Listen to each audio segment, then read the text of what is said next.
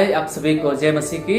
मैं फिर से आप लोग के बीच में आज बताने के लिए आया हूं। जो पिछले बार मेरा पिछले वीडियो में आप लोग को मैं बताया था कि परमेश्वर के कानून के बारे में हम चर्चा करेंगे। हम पिछले बार चर्चा किए थे कि देश को चलाने के लिए इस संसार में सरकार के पास कानून है, यानी बहुत सारे आज्ञाएं हैं जिसके द्वारा यह संसार यानी इस देश को सरकार चलाती है। और हम देखते हैं जब हम रास्ते में जाते हैं तो रास्ते में जाने के लिए हमारे पास ट्रैफिक रूल्स है। अगर उसको हम तोड़ते हैं तो हम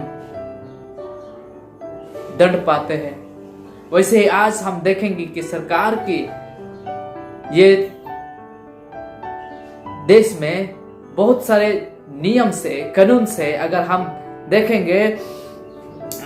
देखेंगे इसमें इस संसार भारत सरकार में बहुत सारे नियम हैं। उनमें से हम आज कुछ चीजें बताएंगे जिसके जो कानून है सरकार के पास है। जैसे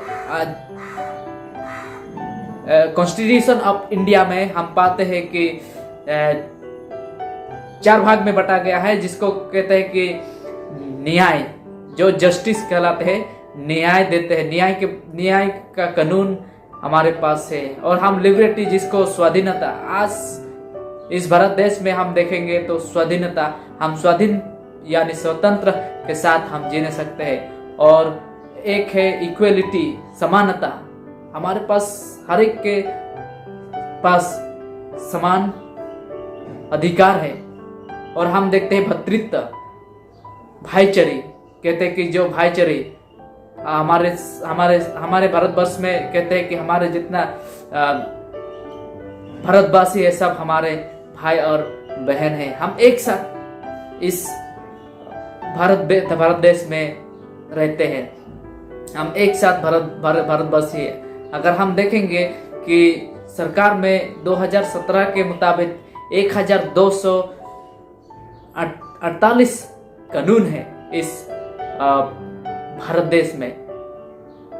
तो हम देखेंगे आज कि हमारे जो परमेश्वर है, संसार को जो चलाते हैं, जो पूरा यूनिवर्स को बनाया है, जो पूरा संसार को बनाया, जो आपको और हमको जो बनाया है, उसके पास भी कुछ कानून है, यानी आज्ञाएं हैं जिसके द्वारा ये संसार चलते हैं। यानी वो हमें ये कानून इसीलिए दिया गया है कि ताकि हमको, वो नहीं चाहते कि हम इस पाप देश में जीवन बिताए, यानी हमको वो उस देश में ले जाना चाहते हैं जहां में ना पाप, ना दुख, ना मृत्यु होंगे। इसीलिए उसके पास भी आज कानून है। हम देखेंगे क्या क्या कानून है। परमेश्वर ने भी हमें कानून दिया है, आज्ञाएं दिया है। उसमें हम देखेंगे 3 तरीके के परमेश्वर ने हमें कानून दिया है। उसमें से हम देखेंगे अनुष्ठानिक कानून, यानी अनुष्ठानिक आज्ञाएं परमेश्वर ने हमें दिया है। अर्थ विधि परमेश्वर ने हमें दिया है। और हमें नैतिक विधि, ये 3 विधि परमेश्वर हमें यानी आज्ञाएं हमें दिया है।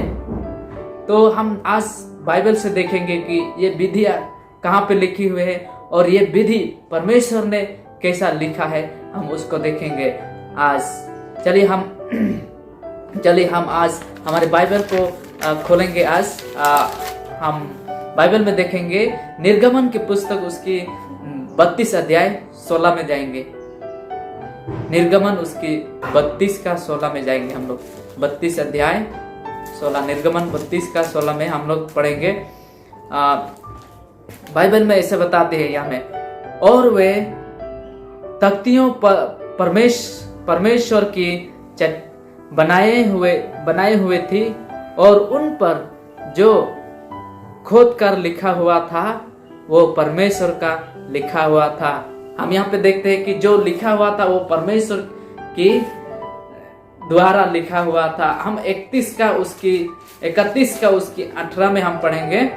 31 का उसकी 18 में यहाँ पे कहते हैं, जब परमेश्वर ने मूसा से सीनाई पर्वत पर ऐसे बातें कर चुका, तब उसने उसकी अपने उंगली से लिखी हुए सारे देने वाले पत्थर दे, साक्षी देने वाले पत्थर की दोनों तकियां दे।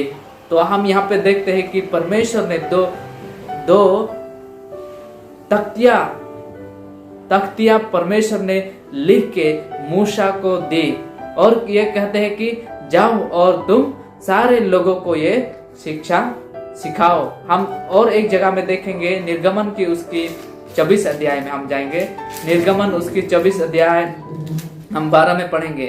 24 अध्याय उसके बारे में कहते हैं कि तब यहोवा ने मूसा से कहा, पहाड़ पर मेरे पास चढ़ आ और वही रह, और मैं तुझे पत्थर की पटियाएं और अपने लिखी हुई व्यवस्था और आज्ञा दूंगा कि तू उनको सिखाए। तो हम यहाँ पे पाते हैं कि परमेश्वर ने मनुष्यों के लिए आज्ञाएं बनाए और मूसा, जो भविष्यवक्ता मूसा था, परमेश्वर के दास, उसको वो दिया ताकि वो इंसान को सिखाए। तो ये आज्ञाएं हमें कहाँ, क्या आज्ञा है ये परमेश्वर ने किया, वो तो आज्ञा के बारे में तो हम देखते हैं, लेकिन ये कानून क्या है हम देखेंगे। उस निर्गमन उसकी 20 अध्याय में अगर हम जाएंगे तो 20 अध्याय में आज हम पढ़ेंगे कि परमेश्वर का आज्ञा क्या है। हम लोग यहाँ पे पाते हैं निर्गमन उसके 20 अध्याय में अगर हम पढ़ेंगे, हमें परमेश्वर की आज्ञा के बारे में, जो परमेश्वर ने हमें नैतिक विधि, जिसका कहते हैं नैतिक विधि, हमें पाया जाता है। ये नैतिक विधि ऐसा परमेश्वर मनुष्यों के साथ दिया था। ये मनुष्यों के बीच में एक युगानुयुग का ये विधि है जो मिटा नहीं जाता है। अगर हम यहाँ देखेंगे 20 का हम 3 से पढ़ेंगे, यहाँ कहते हैं कि तू मेरे छोड़ दूसरे को ईश्वर करके ना मानना, तू अपने लिए कोई मूर्ति खोद कर ना बनाना, ना किसी की प्रतिमा बनाना जो आकाश में या पृथ्वी पर या पृथ्वी के जल में है। तुम उनको दंडवत ना करना और ना उसकी उपासना करना, क्योंकि मैं तेरे परमेश्वर यहोवा जलन रखने वाला परमेश्वर हूँ। और जो मुझसे बैर रखते हैं उसने बेटों, पुतों और परपुतों को भी पितरों का दंड किया करता हूँ।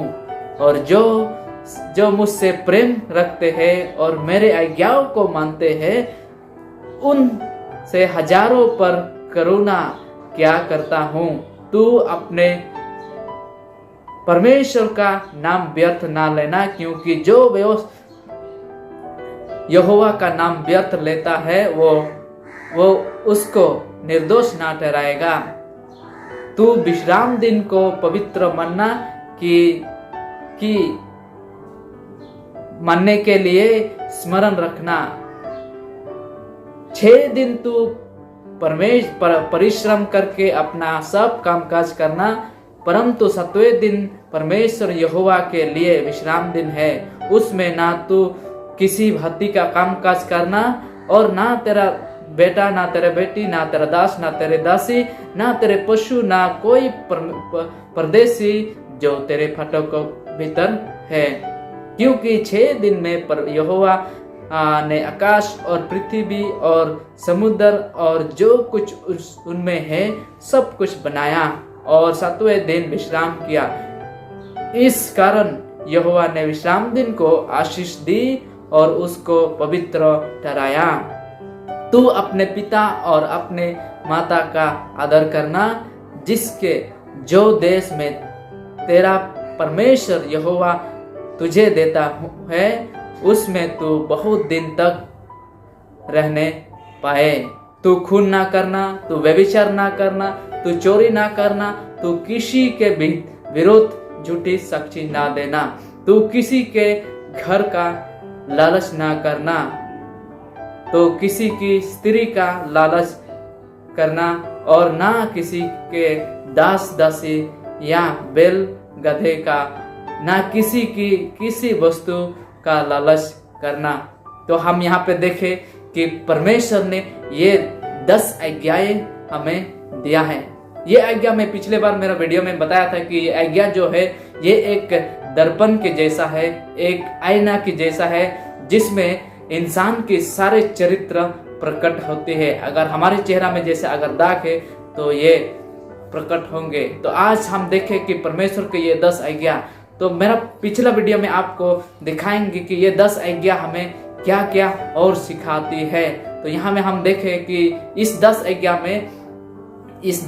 में 6 आज्ञा जो है, पिछले वाला 6 आज्ञा जो है वो इस संसार के कानून में भी ये आज्ञाएं हैं। तो आज हम लोग सीखे कि परमेश्वर की आज्ञा हमारे लिए, उसकी नैतिक विधि आपके और हमारे जीवन के लिए है, ताकि ये नैतिक विधि के द्वारा आप उस स्वर्ग राज की भागीदारी बन सकेंगे। ये नैतिक विधि आपको उस स्वर्ग राज तक पहुंचा सकते हैं। अगर आप इस नैतिक विधि के द्वारा अगर आप चलेंगे, इसको अगर आप मान के चलेंगे, तो आप उस स्वर्ग राज यानी स्वर्ग देश के आप भागीदार, यानी उस स्वर्गीय देश की आप देशवासी बन सकेंगे। तो अगला वीडियो के लिए आप इंतजार कीजिए, ताकि आप उसके द्वारा भी आशीषित होने पाए। परमेश्वर हम सभी को आशीर्वाद करे। चलिए हम प्रार्थना करेंगे।